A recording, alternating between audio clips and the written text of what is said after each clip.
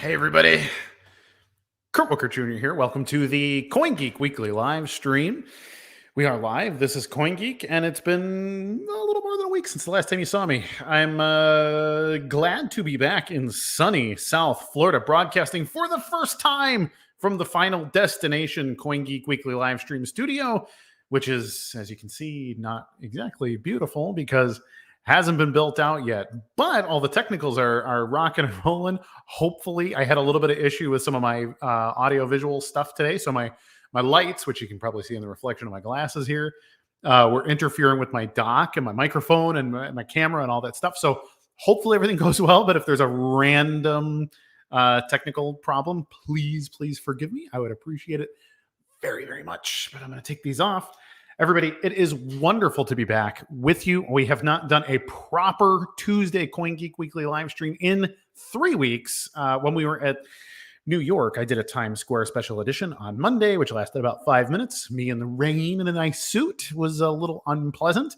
But then this past week, I was really looking forward to talking to Eric Bernhard and Fabric X because I was really excited to buy the Rory McDonald NFT and all of that stuff. And wouldn't you know it, I came down with COVID-19, or as I like to call it, the CoinGeek flu, which I have gotten now twice at CoinGeek events since the beginning of the pandemic. And all that to say, I'm okay. You might be able to hear my sinuses just a little bit. I may not sound exactly like the powerful me. Oh, by the way, today's episode brought to you by Gorilla Pool. So I'll do a little chest pounding for the apes. But yeah, so COVID-19 got me pretty hard, and it sucked because it was the week that I was officially moving into the house. And so it made it that I felt that it was inappropriate for me to bring in any hired help so as not to risk their health.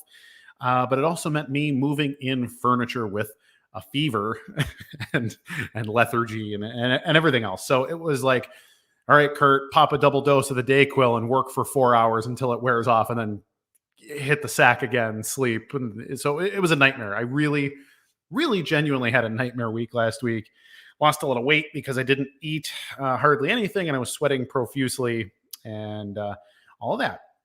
But I am okay. I don't appear to have any long-term effects. My lungs feel fantastic. I'm feeling about ready to go back to the gym and everything else and all that. So super excited to be back here with you, everybody, my fans, my friends.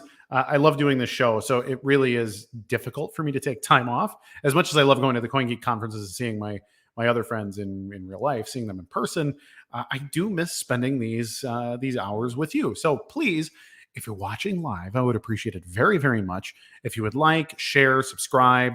You can go ahead and comment and all of that too. But it's really helpful if, when we are live, you copy and paste the video and put it onto Twitter, Facebook, and all the other places you're watching. You can let them know that our guest is going to be Zack Weiner from VXPass, which, COVID-19 being the big deal, and, privacy, technology, data management, and all that cool stuff in BSV. Zack, who is a personal friend of mine. I like Zack. We're now neighbors, actually. We live quite close to each other here in South Florida. But that's not why we're friends. I actually liked Zack when we lived 1,500 miles away from each other.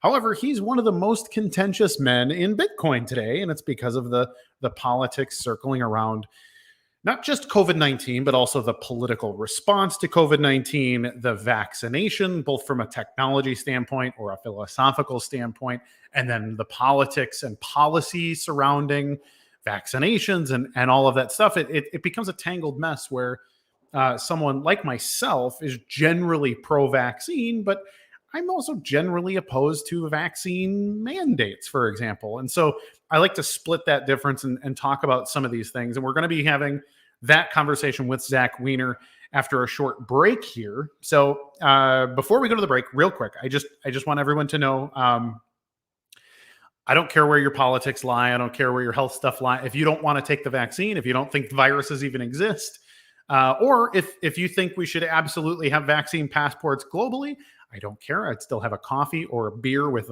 any of you. And I want us to all be friends. I want us to learn from each other. And I think the most important thing about a disagreement is when we disagree well, perhaps we can learn interesting things about one another. So my views on things evolve. I was raised in a super anti-vax household.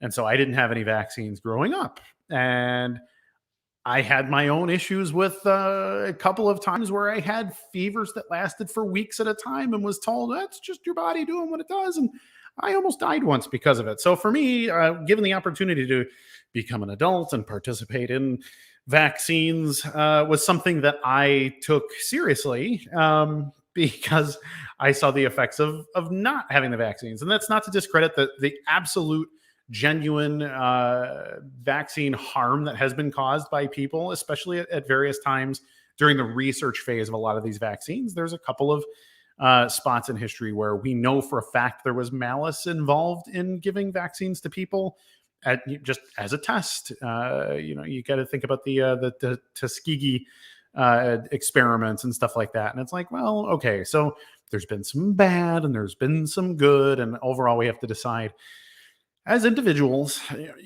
what do we want to do with our lives? If you don't want to vaccinate yourself at all, I completely support you. If you want to pump yourself full of every cocktail that makes its way out, be my guest. And again, that's kind of how I want to treat it. Going into it, let's have open hearts and open minds, and cut to an ad before we bring back Zack Weiner. Alex, play the ad.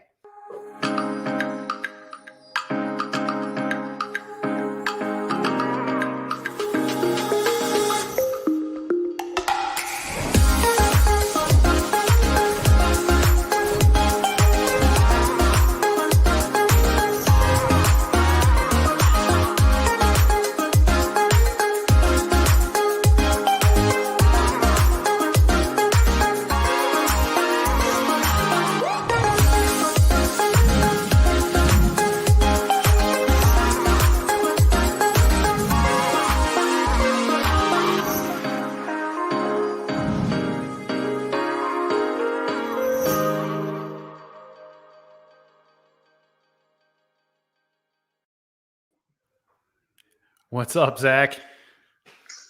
Kurt, how you doing? Glad to hear you're healthy. I'm on the road to recovery. Let me tell you, I'm at about 90% right now. I feel a hell of a lot better than I did, but my lungs and stuff, I'm still a little bit like if I really pushed, I could probably cough up something horrendous if I needed to. But I actually felt like a little guilty not suggesting we do this live stream in person, given that you're like right there. But now that I know, I feel a little less guilty. Yeah. No, we'll I promise we'll do a local South Florida. Maybe we should do like a live stream meetup of kind of the crew that's down here. I think that'd be pretty cool for people to watch. That'd be awesome. So Zach, let's first of all talk a little bit about who you are. What's your development background? I actually know you're involved. You got your fingers in quite a few little things floating around here. I keep hearing it lately. Oh, you know what? Zach actually helped me build this out. Oh, okay.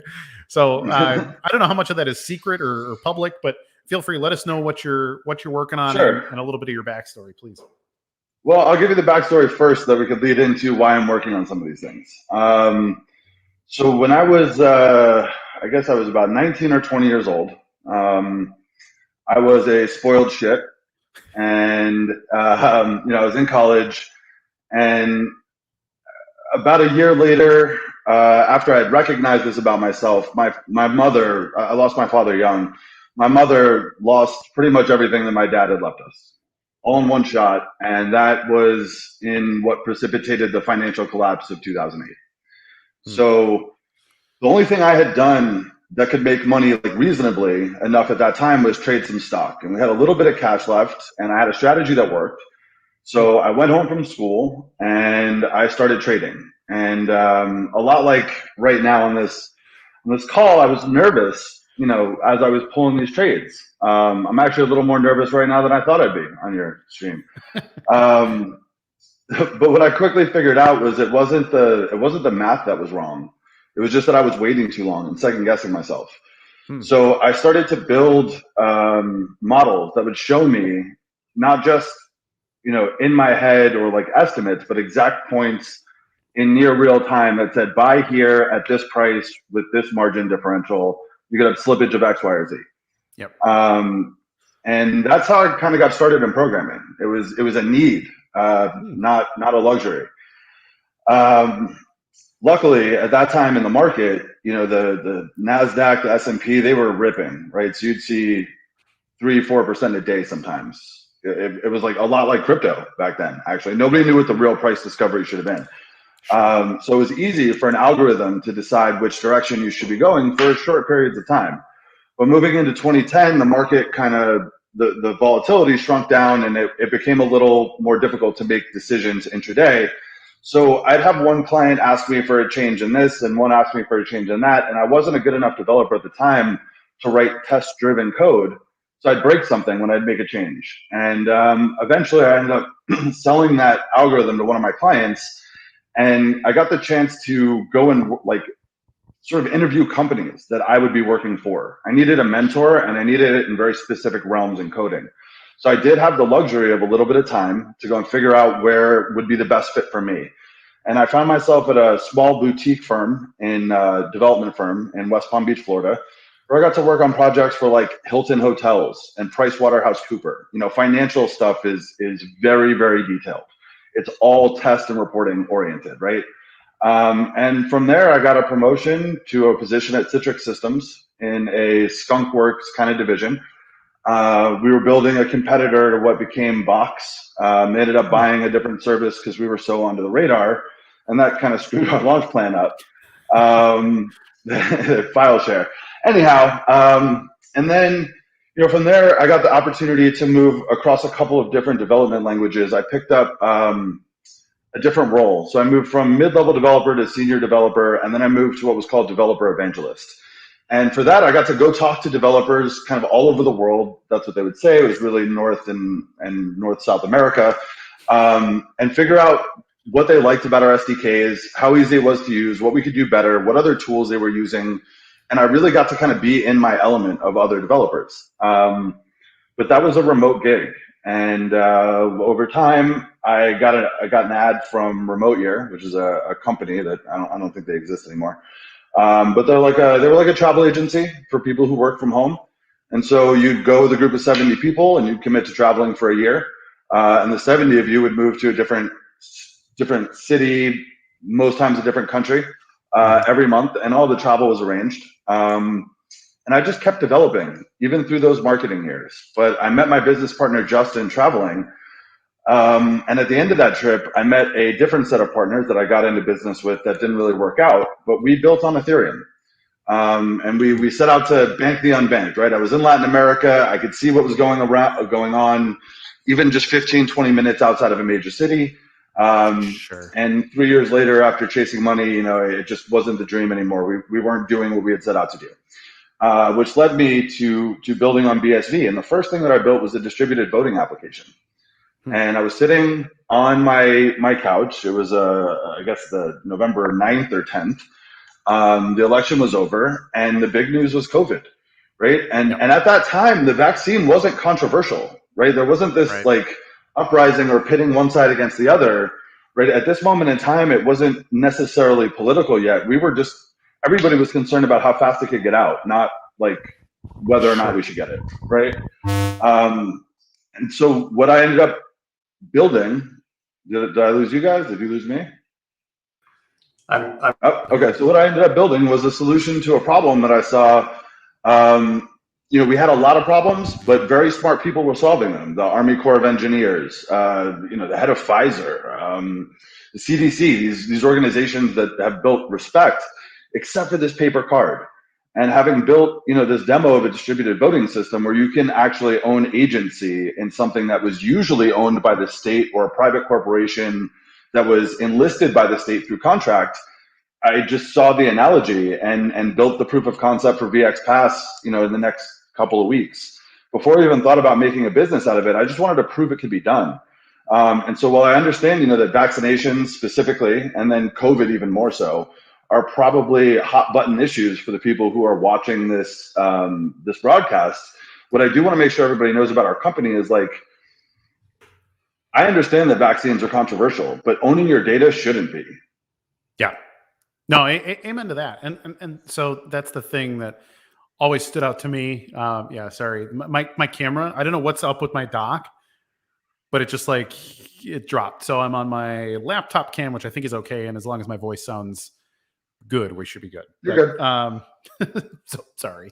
But anyhow, with VXPass, and with I think all of this in general, like if we backpedal a little bit and talk about the political issue, um, I recall people saying, I'm not going to take the Trump vaccine. And then all of a sudden, it became, well, I'm not, well, it's only the liberals are taking the vaccine. And now it's like, so like everything leads with politics. And I think that's about the worst place to start with anything, because we don't actually know.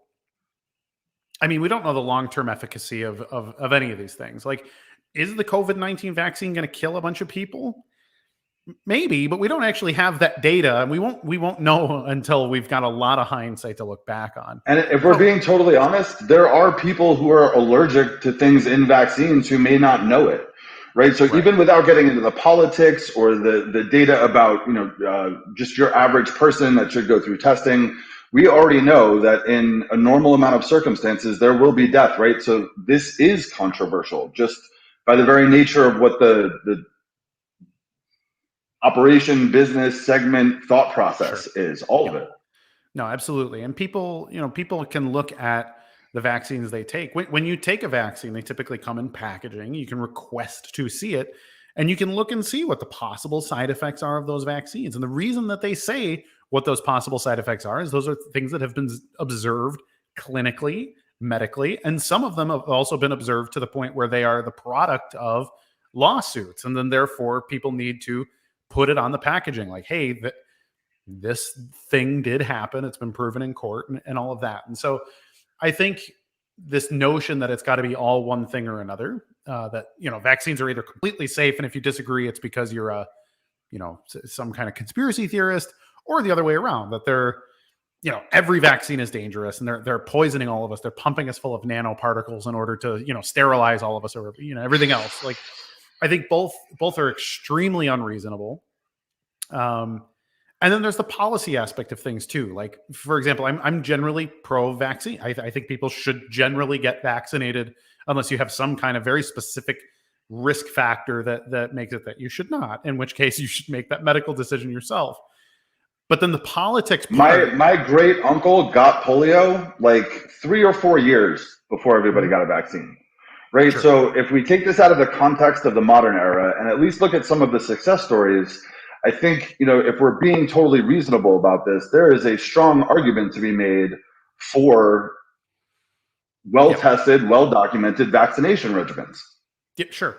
And I think the benefits of that is clear personally, but I understand why I'm very much a political libertarian on the other hand. So while I can see the benefits, just like I can see the benefits of, hey, it's really easy to raise an army when you need to raise an army, but I'm very pointedly anti-war also. And so when I look at the situation with vaccines and say, well, we don't know how dangerous this thing is really. And when I look at the numbers, and having experienced the virus myself now more than once, I can say, it's pretty bad, but I'm, a healthy 35-year-old, and I don't have any of the risk factors for any of that. But if you look at the math, I would say that, hey, these lockdowns and all these measures strike me as draconian. They seem unnecessary. Especially when you figure, like it sounds callous to say, like, hey, 100,000 people are going to die in X amount of time, and that's sad. But this is how we've lived our whole lives. People die from upper respiratory viruses every year, and they always have. And it's the same group of people that died from upper respiratory infections 10 years ago are the same people who are at the most at risk to die from COVID-19 today. And so those sort of comorbidities and things like that strike me as, that's individual risk. And so the problem with everything, that literally with everything in the entire conversation, is that we can't trust data. I can't trust the data. If I'm a big right winger, I am apprehensive about trusting data from left wing sources. And then the vice versa is exactly the same thing. Like, I can't trust that person because I don't have the same political worldview as the person that's giving me that data. So to be clear, it's not necessarily the data, right? It's the what would you call that? The punditry commentary around the data sets, the right? Because the data is difficult to digest if you're not a mathematician or a statistician or well versed in looking at how these incident reports are actually published, right? So like training in these areas is meaningful for context for how you understand what you're actually looking at. Sure. No, absolutely. And that's the thing, is we don't have the luxury right now to trust where this data is coming from. And what I've told people for years, I've said this on the show probably a dozen times a month, is that if we have more data, the more aggregate data that we have, the more that the politics of the data goes away, because you start to be able to see what is objectively true about the data, the more and more points of it that you have. And this is where I'd like to segue to, what exactly is VXPass doing? Like, what is its mission, and how is it accomplishing that mission, Zach? Okay, so there's actually two parts to this answer. So the first one originates in where I told you I met some business partners when I settled in Argentina for a few months, and we were looking to bank the unbanked. In many parts of the world, these types of records, medical records, basic medical records, are stored as paper or sometimes not at all. And so at the most foundational basic level, what I'm setting out to do is record the unrecorded. Give agency to individual humans who need some record of what they've done to have agency over their decisions. So that's the foundation of this, right? And I come from a place where, having worked in the crypto space, and I call it that because it started on Ethereum, but having worked on Bitcoin now, or been interested in Bitcoin at least since developer back at Citrix nudged me and was like, "Hey, you got to buy one of these things." And I didn't know what I was doing, but it was just a couple $100. I said, "Sure," and ended up getting doxxed. The idea of a public-private key future is very meaningful to me. When I was 19 years old, I applied for a new bank account at one of the major 5 banks. They asked me if I wanted my picture on it. I said absolutely. And when it arrived at my house, it was markedly not me on that card. And who it ended up being was a gentleman who lived in Arizona who had been using my social security number to be employed for years. Now, I got my social security number at 4 years old. I lived in Arizona. It was just a thing that sort of happened. They could guess what numbers were being printed at the time. Yeah. But to me, it always felt silly thereafter that like you have to use your social security number for both identification and verification, right? And now that we have a public-private key pair, the world seems a little bit more navigable in that respect, a little more trustworthy. And that's where we're coming from here. The second thing is that, I once heard a story about, it was a government that was not the US, but they had started collecting some data, and I won't go into what it is. It was innocuous data, stuff that you wouldn't really be concerned about. But it had been a long time, and the data wasn't relevant anymore. Nobody was deleting it. And the question was, why aren't you deleting it? And the answer was, because nobody told me to delete it. And so I think what I took from that was, although nobody really needed it, it wasn't useful, nobody wanted to take the risk of being like, hey, we can free up this space for something else or stop paying for that or whatever, take on that risk in that organization to make the noise. It was just easier to let it stay in the budget and kind of forget about it for a while. And so if we look at those two kinds of things together, we're getting to a place now where so many of us are vaccinated and have this paper card where our personal information was shared on a piece of paper. And I'll tell you about my personal experience going to get vaccinated. Because I was already in this business by the time I went to go get the vaccine. I decided it was probably in my best interest to go to a mass vaccination site to see exactly what the process was for everybody. Sure. And for me, here in Florida, it was a drive-through, right? Florida's super hot, even in February. I think it was actually April or May by the time I did it, but it's super hot. You want to be in your air conditioning. Yep. And this nice-looking, pleasant-looking woman walks up to the car and asked us for the QR code that was supposedly sent to us after registration, which was not, and then proceeded to ask me a few more questions about myself, my name, my phone number, my email address, my actual address than my mother's maiden name. And so what I realized at the end of this interaction was she could have been anyone. And luckily, I'm operationally secure enough that I didn't give her my primary phone number. And when she asked my mother's maiden name, I just said Smith. But that could have been anybody walking up to the car. Sure. Right? It didn't have to be somebody from the state. And without these sort of verifiable credentials, even on the side of somebody who's like checking you in, you're exposing your data to people without knowing who they are, what's going to happen with it. And sometimes if it sits in the government, it's just going to be there forever because nobody told anybody to delete it. Yeah. That's like a real risk that we run. And that's like the most funny, laughable risk that we run with this. Yeah. So what we're really trying to do is give people agency over their data, make sure that you own it, right? You have control over who you can share it with. And the schematic that we've used to put the provability factor into the record does not print your name or email address or phone number, and there's no like secondary record associated with it on chain somewhere. So, and I know this might be a little too technical for your audience, but it's just a token, right? So if you're really scared about somebody who knew your address and checked your record, just spend the token to a new address. You don't need us for permission to do that. This is a distributed system, right? It's your data. Do what you want with it. Yeah, I mean, that's beautiful. I think now every time it comes up when people ask me about VXPass, I remember Miami. I was having dinner with some people at the BSV blockchain event, and you hadn't showed up yet. And a couple of people are like, "Hey, where's that Zack guy? I want to give him a piece of my mind." And and I stopped and said, "Well, why? What did Zack do?" And they were like, "That VXPass, this is the cornerstone of our oppression. This is giving tools to the fascists," is what was said to me.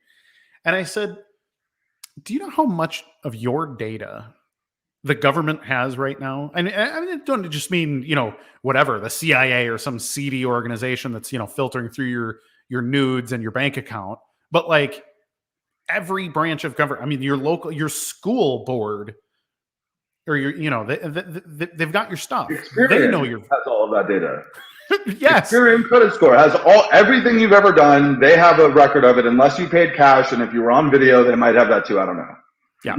And here's the thing. And I said to this person, and this person is also a friend of mine, but I leaned forward and I said, VXPass, as much as you may not like it conceptually, VXPass is not the first step in giving data tools to the state. In fact, it is the only opportunity that I am aware of to take back a little bit of that sovereignty that you have already lost, that we probably lost before we were born. Yeah, I mean, I was given a social security number at the hospital, so it's here's my token address here on my social security card, and like they use that, and they use all of this other data to confer all kinds of other things. Like the credit score is another great example where people talk about, oh, social credit scores are going to be a real problem. And it's like, we already have your credit score is your social credit score. I can't move into and it costs that you neighborhood. Money. Right. Yeah. It determines so much of what your life is going to be. So when I first heard VXPass, obviously my first reaction was, oh, what's this going to be on BSV? And I did a little digging, and my immediate response is people are going to read 2 minutes about what this app is, and they're going to decide they hate it. And this is actually potentially the most freeing app in the BSV space for all the libertarians out there. And I'm very much a libertarian. I think that this could be the most important app for the cause of freedom that exists right now. And Zack, so first of all, I want to applaud you for giving us the tools to own our own identity, at least a little bit. But thank you. But how do you feel about the people that, maybe not the people, but the notion that VXPass is some kind of a, I mean, straight up fascist? I know there's people right now who are watching and saying, screw this fascist guy. I'm no longer watching Kurt's show and this and that. But what are your thoughts? I'd love to hear your feedback on that. It's regretful that anybody has that strong of an emotion before seeing what the technology is and what it actually unlocks. We're all humans. We all come and look at these ideas with preconceived notions. Context matters, not just in solutions, but in human interaction. And I don't blame anybody for their opinions, whether they're knee-jerk or thoughtful, right? I would hope that somebody who's having a knee-jerk reaction or opinion would give me the opportunity, right, to at least talk about what our vision is, why we want to do this, the things that are in our goal set. But I'm not going to be mad at somebody because they have a different point of view than I do. That's just not who I am. That's not where I come from. It also, I don't think helps any of us to progress to the common space that we all do want to get to. Right. Additionally, I think that if we were to leave these types of things into the hands of people who don't quite understand the technology but like the buzzwords and saw an opportunity, rather than it being at least somewhat on principle, but only around how they could structure more of their business, or rather more of blockchain into their business, we run the risk of building so fast that we can't see the consequences. Sure. And so there's like a hyper focus that I have specifically on keeping this very little tiny data structure, right? We have 9 data points. Even if you're talking about testing or different types of medical treatments or vaccines, right? These are all still very, very small data sets. We're not talking about your yearly MRI, which has been tried by a company, that partnered with IBM, so they could get the AI analytics about how people change. If you go to get an MRI, they're going to tell you should pay them once a year so that you could see how you're changing for early detection. Yep. It's their business too. I get it.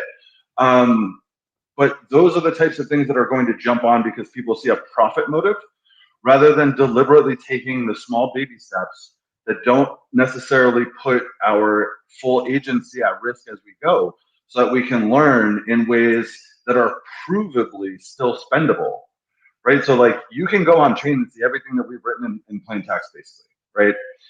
The signature is obviously not in plain text, but we did that so that it could be auditable.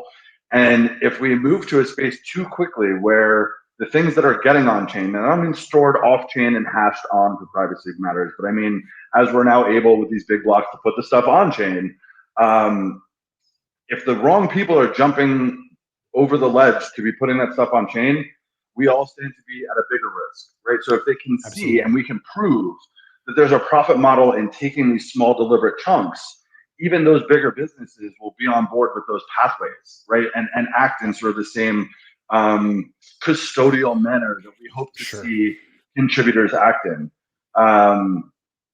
And I guess now half an hour in, I realize I didn't say anything about the other projects, but we can get back to that. I'll make sure I pin it, I guess. Let's do a quick segue here. I got a question from Joey Ferguson, who's a very loyal viewer. Joey, thank you, first of all. Asking, why the switch from BSV or to BSV from Ethereum? What was that process for you? Variable pricing. Ethereum's variable pricing model is unsustainable for a business that works at the lowest cost possible.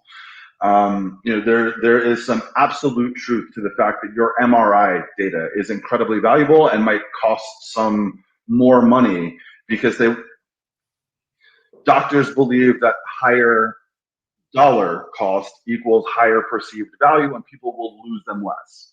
Yep.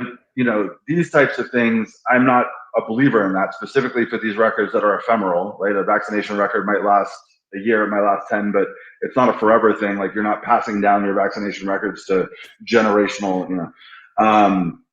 So for us, my business wouldn't be able to handle the variable cost of the Ethereum gas. And it was just that simple. Sure.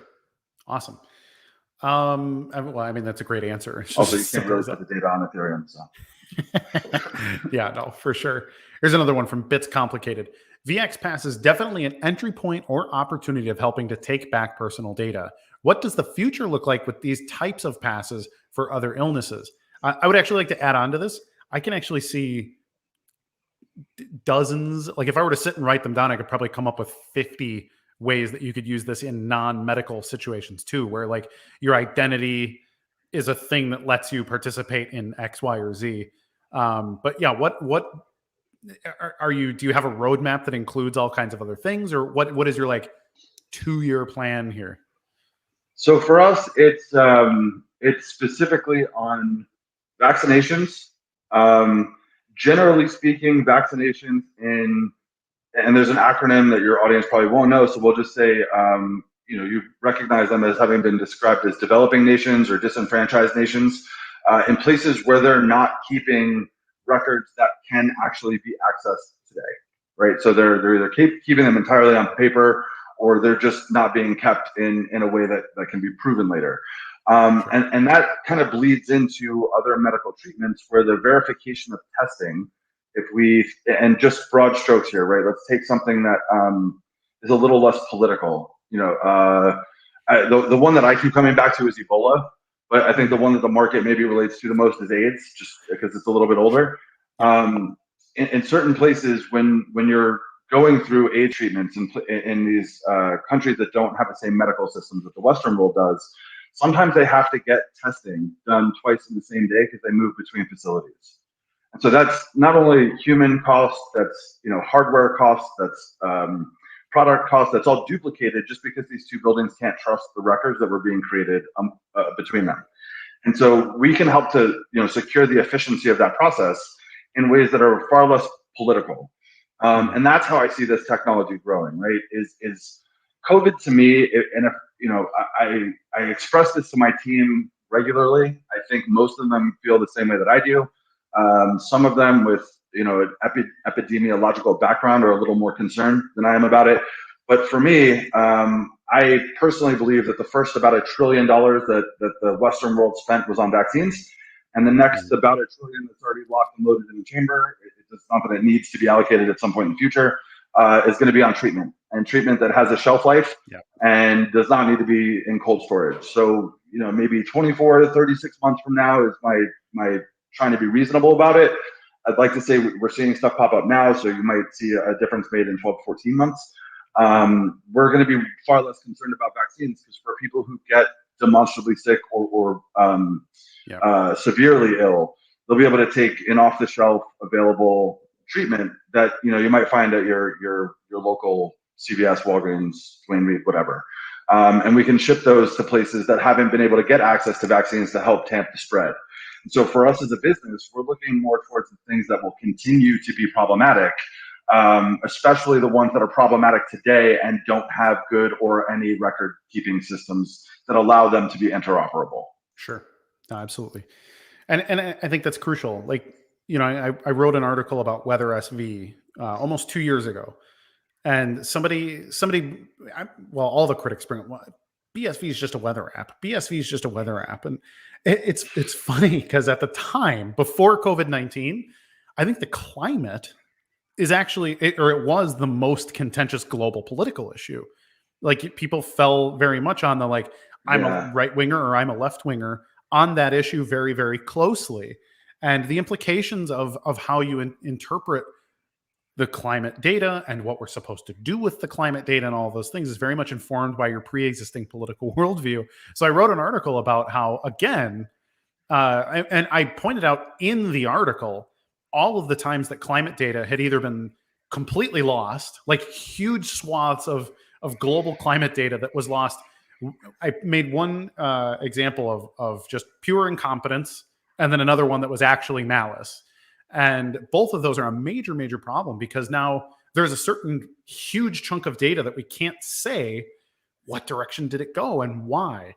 And so we have a similar thing with COVID-19 where I think it's very important to track every infection, track every death, every bit of data about the comorbidities and all of the other possible circumstances, because it then allows us to have a conversation that is no longer political. And I think that VXPass is not necessarily participating in that regard. It's not at the high level epidemiological record keeping level necessarily, but it's at the much more human level, which I really like, because you're giving the power to people to say, you know what, at the very least, I have my data and it's not being scraped and raped by some data mining company that's going to do something with it against my will.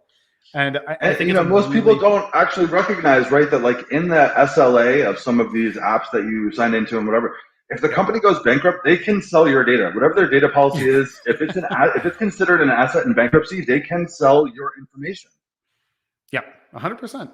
Well, and this is a big problem. I think a lot of people know that like Facebook and Twitter and things like they have some predatory intentions, and people know they don't like that. Like, if I start talking about Gillette razors, all of a sudden I'm going to have ads for 2 days. Tell like Kurt, you need to Yeah. shave, and here's why it should be this. And it's like, so we know this is happening, but we don't know the nature of it, or like we don't see how it's being used outside of just simple advertising, and it's potentially insidious. Like we don't know what kind of terrible human being there is that's using our data right now for some nefarious plot.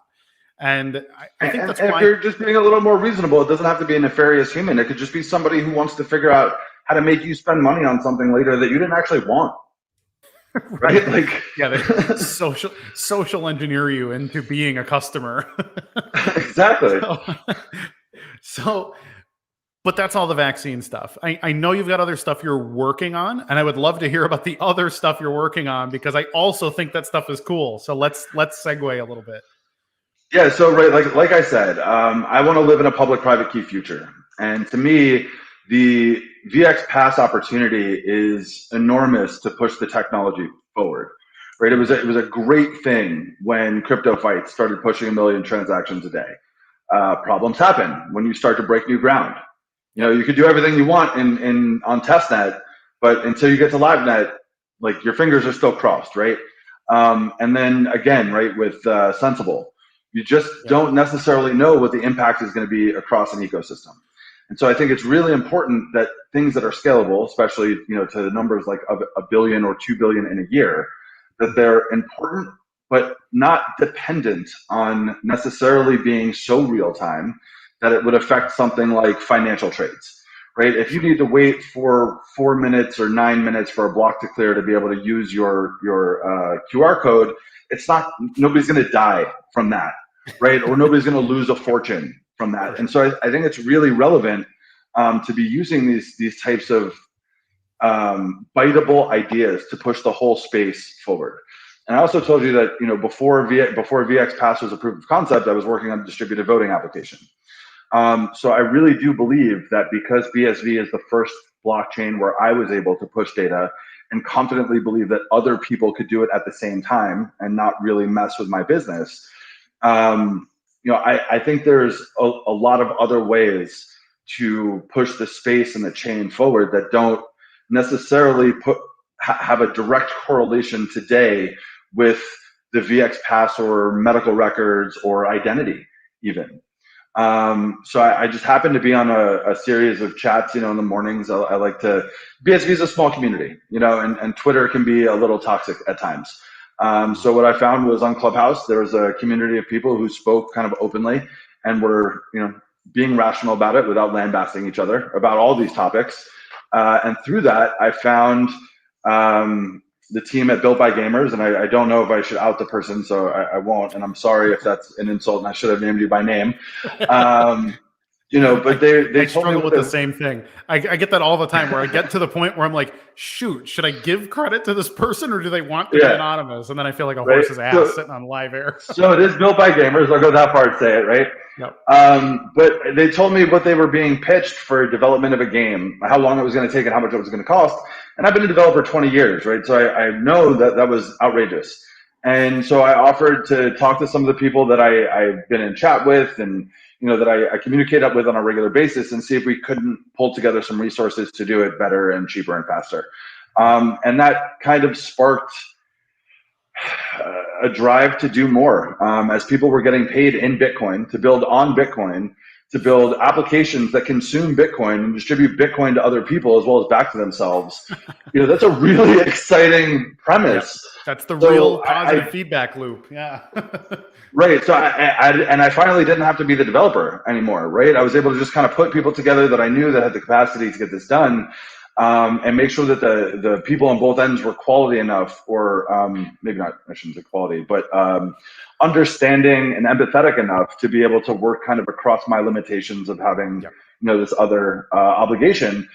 It really sparked, the Gorilla Pool was sparked by community. There's now the actual mining hardware that was sparked by community.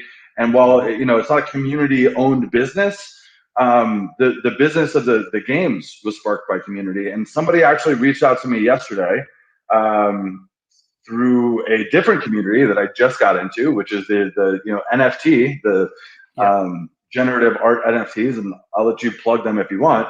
But through that community, we share now a mutual friend who reached out and was like, I've been building this thing on Tron.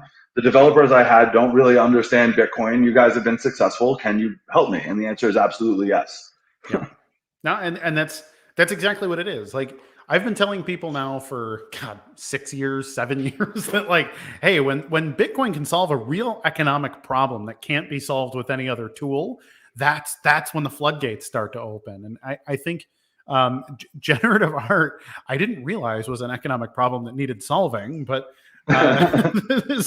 but people, we've had a bunch of people pop in who are like, oh, hey, the art's actually on chain, because the one that I tried to do on, OpenSea or Rarible or whatever, like, I put the files on IPFS and then I lost them and then this and that. And I'm like, yeah, no, we can solve that. And they're like, okay, cool. I'm on your team now. And, and it doesn't have to be I tweeted it earlier. I think it was today. Like, we don't have a roadmap. It's a done. Like, the things that you want exist. And you don't have to say, like, well, in 2 years, they're going to add a bunch of stuff and it's going to break all my stuff. And then I'm going to have to retool. And but that is 100% the case in Ethereum and everywhere else. I had a guy reach out and tell me, like, well, I use Bitcoin Cash today and it works just fine and blah, blah, blah. And I was like, yeah, but if you were to create a time lock transaction, how long can you guarantee for me that time lock transaction will be respendable? And he says, well, what do you mean? Why wouldn't it be? I said, well, is there a debate right now about anything in the stack right now on Bitcoin Cash? He's like, well, yeah, they want to add opcodes and they want to do. I'm like, okay, well, when you add opcodes, that means sometimes you have to trim and delete some other ones, and because you've created a conflict and all that. And he was just kind of like, shit, like he realized, oh, like, this is why the fixed protocol, even if maybe I don't think the protocol is perfect, much like the internet today, like, I don't know that anybody would say, oh no, the internet was designed beautifully and we don't have any problems, but it works well enough and you can build on top of it because that, like, TCP/IP isn't just going to get rugged, right? Because it's stable, right? And then because it's stable, a company like Heroku can come together and say, look, here's 10 different ways that you can build on this stable protocol. Here's a bunch of flavors that you can use that best fits your need, right? And that's where the individualism happens. So I do see the question here that does have the brand name of the thing in it. Are we going for it? Go for it, man. I'll show Gopniks all day. We got T38. Okay. If we have any Slavic listeners who do not understand that, because I think Gopnik can actually be kind of a slur in certain situations. So we in no way mean it pejoratively. This is not a slur. This is a community. Yes. So I have to ask, because T38 has asked, do you have any Gopniks, Zack Weiner? I do. And if I'm being totally honest, I probably have more than I should. I know why T's asking, so I'll tell you a little quick story. I FOMO'd about the MetaBots. I didn't find out about it until they were all sold out. But we have kind of a side chat, right? I told you, Built by Gamers it was the group that we put together with the game developers. So we've been talking a lot about NFTs, how they could be used, what they mean. You probably heard this in the chat if you've been in the clubhouses. Generative art for us is a floor, not the ceiling. So when I heard that this drop was going on, we were in a chat talking about it, and T tried to buy one, but because RelayX was kind of pushing the envelope here, and what they did was really cool. It was hard to buy them, right? Like, I'm not going to sugarcoat it. It was hard to buy them. So I texted him. I was like, hey, man, I got an extra one in the last batch. If you want it, like, just send me the BSV. I'll send you the rug. And I sent him the rug, and it was literally the most rare one that I got of all of them. And it's, like, actually super rare. Yeah. So I learned a lesson, which is, like, don't send the rug before it pulls. So don't trade your Gopniks before they hatch. Like, Yeah, something like that. Yeah. yeah, I don't know. We'll come up with something good. But the same team that that built the BBG games to start, we put together just kind of a sample using, I'm not trying to shill brands here, but Relay is pushing the space forward this way. A page that if you have a Gopnik, you can log into with Relay and get access to the page, and it's got a game built from the NFTs, right? And the idea is to one day at least get a Haste Leaderboard ILP game up there, so that the game itself is funding airdrops to the Gopnik owners, right? So this is a revenue generating asset, not just a piece of art. For sure. And I think that's what people really struggle with in this space right now, with attributing value to secondary tokens. I had kind of a back and forth the other day with Satoshi, who's a guy who I've known for a couple of years and generally like, but I said something about TSC on token swap. Yeah. Yeah. I mean, he can be a rough kid. If he disagrees with you, he's going to tell you. But yeah, I forgot he's super anti-vax too. So yeah, you're the enemy. But so I said something about the TSC token, the token swap token. And he just comes in with the those shit coins, this and that, and the Ponzi scheme. And he starts going, And I told him, I was like, what they're doing with the token, it's like a Chuck E. Cheese token, right? Now we can say Chuck E. I guess in a basic sense, a Chuck E. Cheese token is a scam, right? Like, why can't I just go into Chuck E. Cheese and buy a stuffed animal toy and walk out with it? And it's like, well, because they're trying to gamify the experience of being at Chuck E. Cheese, because it's not about the item. I shouldn't care about the stuffed toy. I should care about the fun I had on the journey to earning the stuffed toy. And so they've created an internal token, and they require 1,000 TSC in order to list another token. So that is the first utility of the TSC token. And I just pointed it out on Twitter and said, hey, TSC just got a little bit more fundamental value, and it's right around its launch price. So maybe it's a good opportunity to buy. Well, and then I start taking heat on, you're doing, and it's like, well, hold on. Tokens are one of the very most interesting, useful use cases. And you've made the case with VXPass, like something that you can use identity, like a token for identity and ownership and data and all of these different things that work in the real world. And then a Gopnik. And let's be clear about this, because I don't want this to be a misnomer. You're proving who received the token at the time of authorship, right? So you're not walking around saying, this is who I am. You still have to show your ID if you want to get in somewhere to match. Right? It's not, This is not going to be your driver's license yet. We haven't solved that problem. Right. But it does say that you were Kurt at the time that the doctor wrote your record, and you're still Kurt now. And it can't be anybody but Kurt on this, you know what I mean? This is a digital signature. Right. And then with that token, that's its own socioeconomic data problem that is solved with tokens. But then TSC or any of the other tokens on Token Swap, they're tokens just like anything else, but they're solving completely separate economic problems. And then you have these NFTs, which even there are multiple subcategories of NFTs, right? Like, it can be a Gopnik. People think generative art and art dealing is this notion that everyone's got in their head about NFTs. But an NFT can be a digital twin of any economic thing in the world as well. And so I'm a big favor of turning gray markets into white markets. Like, don't go playing in the black markets. Don't, if you're a bad person and you're using technology to do something bad, by all means, give them the chair or whatever. But when we take something where it's like, oh, I don't know, this might be an unregistered security, but it's kind of a gray area, but it actually does these things. It's like, okay, we're supposed to push into the bleeding edge of technology and law. Law is always going to be a laggard.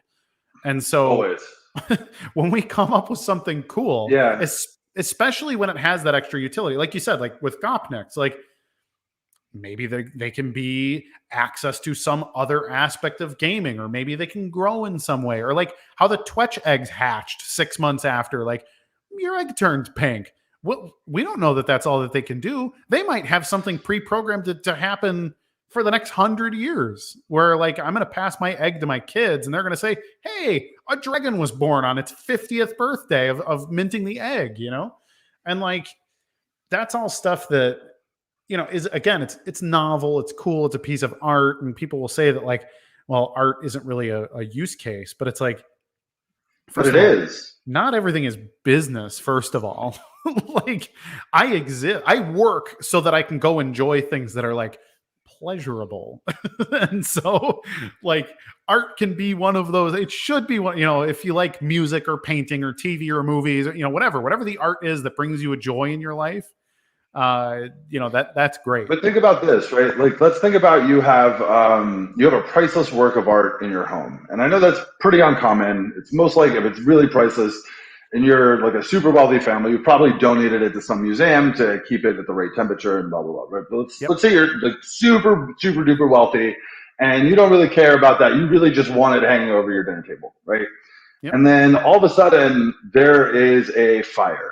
And your dinner table, your nice oak dinner table, and your dining room is destroyed, and that art is gone forever. Yeah. That art is truly gone forever. But if you lose access to your keys, that art still exists on the blockchain, right? So like what we're actually losing is, or the potential for loss is more meaningful if things don't have that digital twin. Sure. Right. And the idea of, yeah, you could lose it. Well, you could lose ownership of it. You could lose agency over it. But it's not going to disappear to the sands of time and turn into, you know, flames and ash, so to speak. Right. And we really are just scratching the surface of what NFTs can do and mean. I'm really intrigued by the idea of DAOs. You know, I don't think we've even really gotten to the point where most people in this space are thinking about the edge cases of what DAOs can push along. But if I can show tokenized for a second, their identity model, which is verification instead of deliverance of data, right? So like you've already verified with a bank, you need to go do something and pay a large payment at a car dealership, right? Rather than handing over your ID, they just say, hey, do you have a record for this person at the bank? Are they verified with this address? And the bank just says yes, rather than handing them your social security number, right? Sure. And so, you know, when we can do those things with these quote unquote non-fungible tokens, these assets, right, that will begin to unlock a whole new, I don't even want to call it a subset, it's a superset of functionality that hasn't been socially thought of yet. And we can't get to those grand ideas for how we can interact that way and benefit from it without really focusing on nailing the simple stuff well, because there's a whole sea of competitors out there that don't have the advantages of the chain that BSV does, but they do have the advantage of time and money for user experience, right? And from a user's perspective, they don't care what your email server looks like. They don't give a crap if you use, Postgres or Oracle as a database. What they care about is how do I interact with these things? And so I'm hoping that by us pushing these foundational technologies forward, that we're enabling people who care about user experience to be the next generation onboarded into these areas. Yep. Here's a good question. Something that I think is going to be coming up soon in court in November. Not specifically on NFTs, but this idea. Do blockchain devs have a fiduciary duty to help people who have lost their keys retrieve access to their art NFTs? I do think that blockchain devs have a fiduciary responsibility to express their level of acceptance of responsibility at the time that the art is created. So I'm, you know, generally speaking, I'm a let the market decide kind of a guy. And, you know, if you're willing to buy NFTs that are non-recoverable, if you lose your private key, that should be up to you. Yep. No, I agree. I think a lot of people, again, it's not all one thing or all another. Like, I think one thing that people fail to do with their NFTs is properly confer what rights go with the purchase of the NFT and all of that. Like, it's very unclear in almost every situations who owns what when the actual transfer happens. Like, I don't know, do I just own the hash? Do I own the art? Do I own partial rights to the art, but I own, sovereignly own the hash? Or we don't actually know. And I think this is actually a really interesting conversation that I had with Ian Grigg more than once. I had one with him in private where he was saying like nobody owns any of the NFTs they think they own. He thinks they're all done wrong. So, and maybe I think Jackson would probably have the same or a similar opinion, right? Mm-hmm. Jack from Unbounded, yep. that they're all done wrong so far. Yeah, well, and that's that's an important thing that we need to get figured out, frankly, because we're pretending that we're exploring new territory and ownership, and it's possible that we're just causing causing problems for ourselves. But anyhow, but there's the big Bitcoin solves this, right? Tokenized has a series of contract templates that you can go through, and if what you want to do is offer an NFT, you shouldn't need to be a legal expert, right? You should be able to use their legal expertise to codify those changes into a contract on chain that is then embedded in the series of NFTs that you release. Exactly. People should be able to read it in plain text and know from that template what they can assume about this release. Yep. And I think that's the most powerful work that Tokenized has done, actually. And they've done a lot of good dev work. And I think a lot of it has been ignored because of the work, that people like to use Run, for example. But if you look at the documentation and some of the legal work that's gone into the Tokenized stuff, there's so much guidance there that, if you actually want to put legal business tokens on chain, please, at the very least, reach out to the Tokenized guys and talk to them about how to properly issue like a legal security or found a business or do any number of things. And there's a Tokenized Telegram channel, and they're very responsive as a team in that channel. So if these are things that you're curious about or learning more or trying to do, I would suggest joining. Yep. Any closing thoughts, Zach? I need to wrap up here. We've been on an hour, which is shocking because I feel like I could talk to you forever. But how do we close? What do we say? Who deserves shout out, Zach? I think if you've made it this far into listening to me speak, you personally deserve a shout out. I think doctors that care about your medical agency, they deserve a shout out. Kurt, Bitcoin Association, you guys deserve a shout out for just allowing me to have this interaction without pretext or pretense. And I really, really appreciate that. Dissenters, please don't stop dissenting, right? While we may disagree on this particular issue, it is imperative to rational thought that we hear from all sides in most everything that we do. And if you are interested in building a game or an NFT or even just websites on Bitcoin, you can feel free to reach out to me on Twitter or find me in these group telegrams. I will connect you with the people that you need to achieve your goals. Amen to that, Zach. Thank you so much for being a guest and for hopping on and taking on what is a politically contentious conversation, but also taking on what is a politically contentious business opportunity and everything else. I think requires a lot of bravery, and regardless of how people feel about it, you're blazing a trail here, man. So I'm proud to know you. I'm really glad to have had you on the show, and I'm looking forward to meeting you somewhere in the middle once we're all sure we're healthy, and let's have like some oysters or something together and talk some scratch. Awesome, man. Pleasure to be here. Thank you for having me. Absolutely. Thank you. So, everybody, that was Zack Weiner, founder and CEO of VXPass, and the guy who's involved in a whole bunch of other stuff too. I encourage you to give him a follow across all the social media. He's a valuable guy. So if you have a business idea or whatever, he's a good guy to bounce some stuff across. He can help you develop or help you find a good developer. Which leads to the thing that I say the most often. You are powerful, ladies and gentlemen. You can create a business. Bitcoin, BSV specifically, gives you the ability to compete with any fintech company in the world. It doesn't matter if they're worth $1 trillion. BSV, as the back end of your business, gives you the ability to manage data, manage finances, and do a whole host of things that were completely impossible even 2 or 3 years ago. But that's the real disruption here in Bitcoin. If you don't know where to start, if you have a big business idea or you have a big budget or you just want to contribute something somewhere to disrupt the world, make the world a better place, and make a little money doing it, feel free to reach out to me. I'm very happy to respond to all of my DMs. Sometimes it takes me a little bit of time because I get flooded, but I do respond to everybody who asks me sincere questions, how to help, how to get started. I would love to get you connected to the right people so that you too can be a Bitcoin business entrepreneur. not just somebody converting your assets to Bitcoin and sitting on the books and being one of the hodl bros, which is something I can also have some respect for. But please, people, Bitcoin cannot just absorb value. That is not what it was designed to do. It was designed to create value, but it needs creators to create that value with Bitcoin as a tool. And if you can do that, you have the opportunity to be one of the most rich human beings in the history of the world. This is what the Rockefellers and the Carnegies and these people did. They saw an economic need and they said, you know what? I'm going to go first and I'm going to conquer them.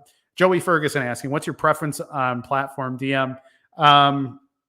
Really anywhere. For me, I will miss messages from like Twitch, for example, if I don't go on Twitch, because I don't have notifications set up on every device for Twitch. Probably the best place to hit me up would either be Telegram or Twitter, at which both places I'm at Kurt Wuckert Jr. So you can see the handle here in the lower corner. That's where I am on Twitter and Telegram. Please DM me. I will help you. I want to see you succeed. Maybe I'll even participate in your business if there's a role for me or if you want me to. But no strings attached. I'm happy to just help you if you just need it. But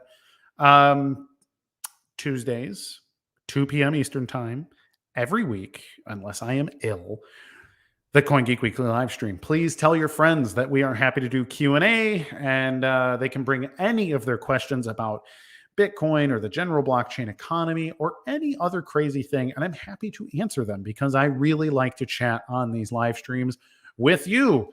If you want to advertise, like I'm wearing the Gorilla Pool t-shirt today. If you want to send me a t-shirt or if you want to just pay us a little bit to have a floating logo somewhere around here for your startup or whatever else you want to do, reach out to me or the lovely Alex Moon, who has been a delight to produce this show today and every week on Tuesdays. I also want to thank my wife, as I do every week, and my lovely children for staying quiet while I do these shows in the house. Couldn't do any of it without you guys. Love you, family. Love you all, my CoinGeek people. And I will see you next week. I'm Kurt Wuckert Jr. Alex, send me away. Take care.